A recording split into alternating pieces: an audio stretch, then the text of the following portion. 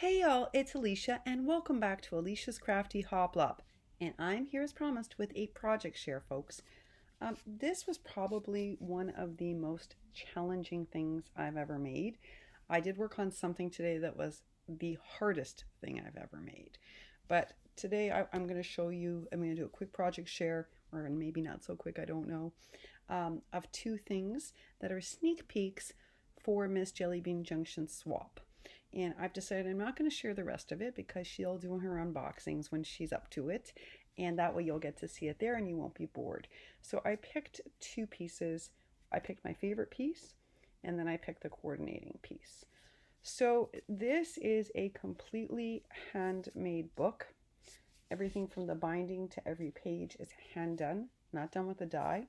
I do have book dies, but this I taught myself using two methods. One is a tutorial I'm going to put down below.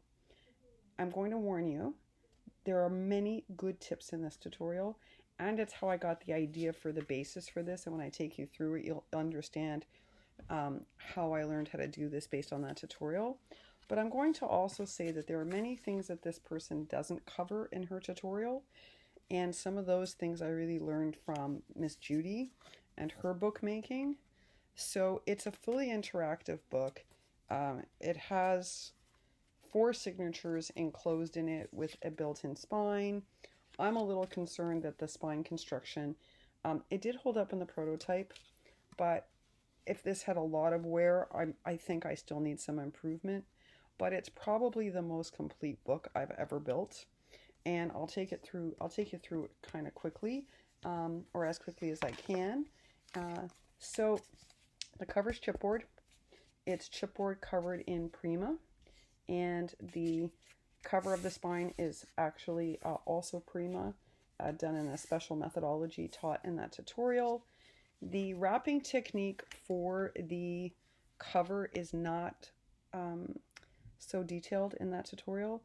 I would suggest you take a look at Miss Judy, my Scrapbook Loft's tutorial on how she does her albums. I found that I used a lot more of her technique, but I didn't have tie back. So Judy, I know what you're thinking. If you're going to build something this substantial, it's definitely like a mini version of a My Scrapbook Loft book. I should have used tie back. But folks, I'm just learning how to make books this well. And tie back is super pricey. So I'm hoping that this is going to do okay. This is Prima layered up over pink glittery paper, and then more Prima underneath that. And as you can see, I've built this up. Then this is also Prima. It opens up. There's photo mats, folks, all throughout. There's journaling spots. When you go, each page is interactive. So I'll just flip you through it. So this one, you go here and it opens up here. And there's lots of spots for the person to do photographs. There's a pocket here. Now notice that the pockets are tight. They're not built with the flaps. That's because I'm worried that if I build a thicker pocket that will hold more, that the binding won't hold up, just because it's not done with tie back, and I have some other concerns. So that's why I don't have the deeper pockets. I know how to build them by hand, and I have a die for them also. I just didn't want to take a chance. So lots of pockets, lots of mat space, lots of journaling spots. That's a tuck spot there. Open this side up, that's a pocket there. Another flat mat. Again, this is a Prima collection that I really like. You open it up this way, and again, this is another pocket with a tuck spot. This is a mat. This is a huge pocket. Flip it over, smaller pocket. Just another mat. Flipped over, another mat, another pocket. This is a hidden pocket, and then over here. So it's an interesting book with a lot of pages. I thought that maybe the person who's going to receive this, which is Jellybean, is going to maybe want to use it to put in some special items that she's gotten from people. That's why I left a lot of tuck spots and mats so that she can do that and put in all the sorts of wonderful cards and notes and things that people have made her throughout the year. So I have to say I'm really proud of the construction of this. This is my first book like Judy's kind of books, and I actually built it successfully. So you can see that. Look at the binding, chipboard back, chipboard front, and I will link the tutorial down below that I used to teach myself But to be honest with you, I modified it. When you see hers, you're going to be like, wait, that doesn't look anything like Alicia's book. And that's just because I learned a lot of basic things from her that I found really useful. But I also combined watching Judy's and watching some other tutorials to sort of come up with a more interactive book. Because that's what I wanted, was a more interactive journal book for Jellybean. So this was challenging. This is probably my most complicated book I've ever attempted. And you can see it's clean. It's shabby clean. So what does that mean? It means, like, when I'm building books, I can often hide things. Like if I make a small mistake, I can hide it with ribbon. I can hide it with all these sorts of things. This is the first time I've built a clean book where there's no embellishment that's going to hide anything. It's flawless. There is one slight tiny error on one of the pages. This is the kind of, it's right here, I can show it to you. And because Alicia got a little bit aggressive and thought she could fix something with scissors, and I should have just let it be. It was me being OCD. Here's the thing about this that I'll warn you about. If you mess up once in the process, you kind of have to do the whole thing over, so really don't do this when you're tired. Make sure that you have your full attention, because you can work very, very hard on this and make a mistake and have to start the whole thing over. That is a really good piece of advice I can offer you. The other thing I can tell you is that the person who teaches the tutorial puts her books together and then mats. I don't recommend that. Initially in the prototype, I did do it her way, but when I built this for Jellybean, I definitely matted. I distress stained. I did everything that because some of these pages are all distress stained. I did that before putting it together. And mine is also a lot more thicked up than hers. And mine has a lot of tuck spots. So just letting you know that that's something that's not covered in the tutorial. I would definitely mat. I would figure out your pockets. I would distress stain. I would do all of that before you actually put the book together, especially if you're going to attach the cover, because once the cover's on, it makes it a lot more difficult to do. That would be my piece of advice. That, and I would also watch Judy, my Scrapbook Loft's tutorial as much as I would watch this person's tutorial. This person makes this seem very easy. I'm going to tell you, from having made now 3 of these, it's not as simple as it appears.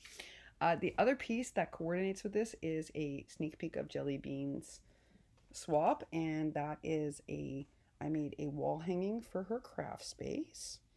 And you can see this is made out of chipboard using the wrap method. And it's several layers of Prima built up.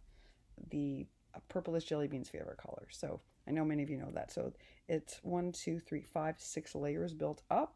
That is a homemade butterfly I did, and I coordinated it in the colors of this whole collection.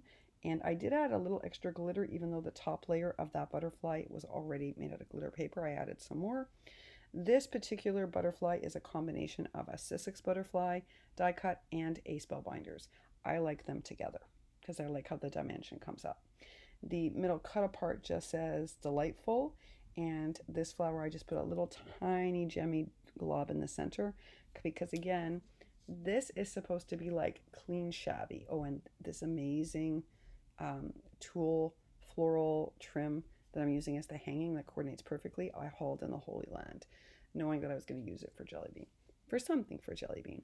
So this is a sneak peek of Miss Jellybean's swap.